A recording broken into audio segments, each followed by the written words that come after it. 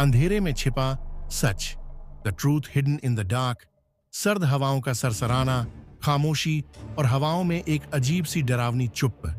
ये वो जगह थी जहां कोई नहीं रुकता था। राजस्थान के एक सुनसान इलाके में स्थित कुलधरा गांव हमेशा से रहस्यमयी था।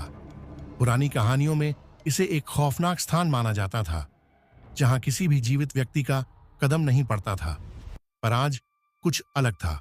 दिल्ली से आए 4 दोस्तों का एक ग्रुप इस गांव में अपनी यात्रा पर था। ये सब लोग हॉन्टेड प्लेसेस पर वीडियो बनाकर अपनी यूट्यूब चैनल के लिए कंटेंट इकट्ठा करने के लिए आए थे।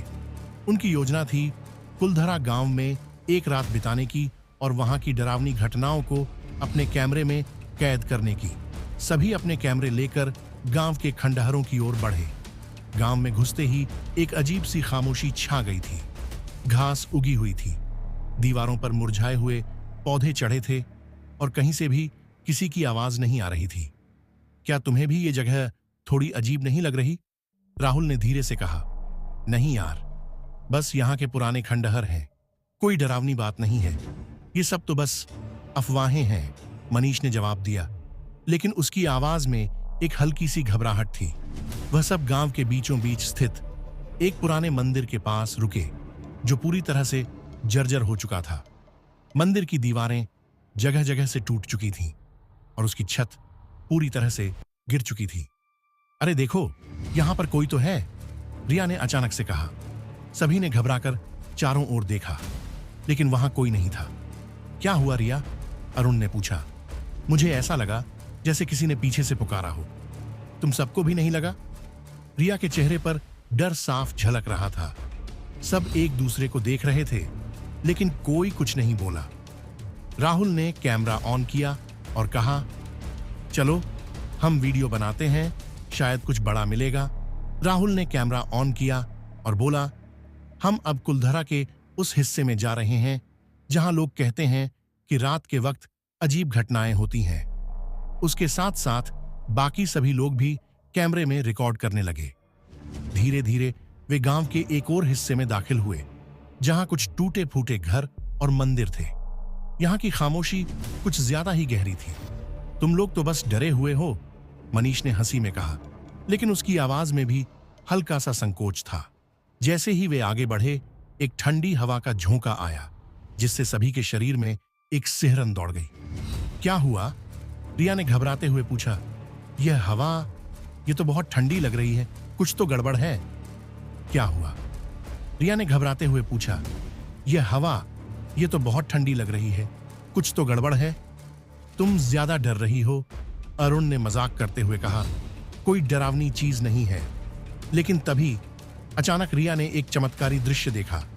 एक महिला जो पूरी सफेद साड़ी में लिपटी हुई थी, अचानक सामने से गुजरी। उसका चेहरा अंधेरे में धुंधला था, लेकिन उसकी आंखें चमक रही थीं। रिया की चीख निकल गई। क्या हुआ रिया? राहुल ने तुरंत कैमरा उसकी तरफ घुमाया। क्या तुमने कुछ देखा? वह महिला, रिया बुरी तरह कांपते हुए बोली। उसे देखो।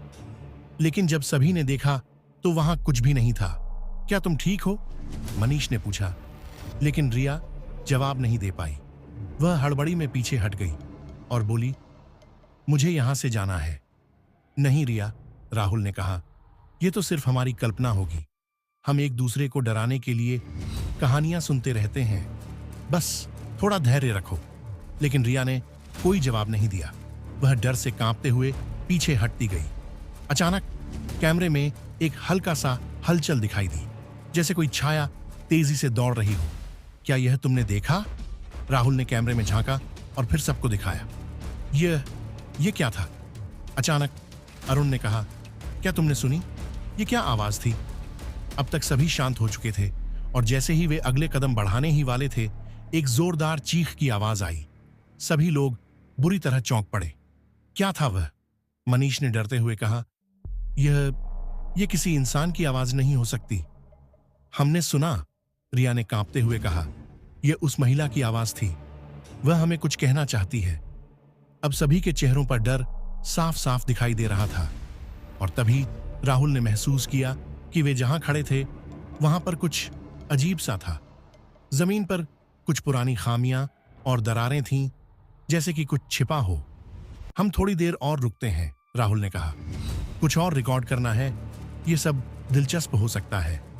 लेकिन जैसे ही उन्होंने और आगे बढ़ने का विचार किया, एक जोरदार हलचल हुई और उनके सामने के घर से कुछ गिरने की आवाज आई। सभी ने पलटकर देखा, लेकिन वहां कुछ नहीं था। यह सब मुझे सही नहीं लग रहा, अरुण ने घबराए हुए कहा। हमें यहां से निकलना चाहिए, यह जगह हमें सही नहीं लग रही। लेकिन राहुल ने कैमरे को अपनी तरफ घुमाते हुए कहा, हम आखिरी बार एक कोशिश करते हैं। जैसे ही वे आगे बढ़े, गांव के सबसे पुराने मंदिर की ओर बढ़ने लगे। यह वह जगह थी जहां पहले गांव के लोग पूजा करते थे और लोगों की मान्यता थी कि रात के वक्त वहां कोई आत्मा निवास करती है।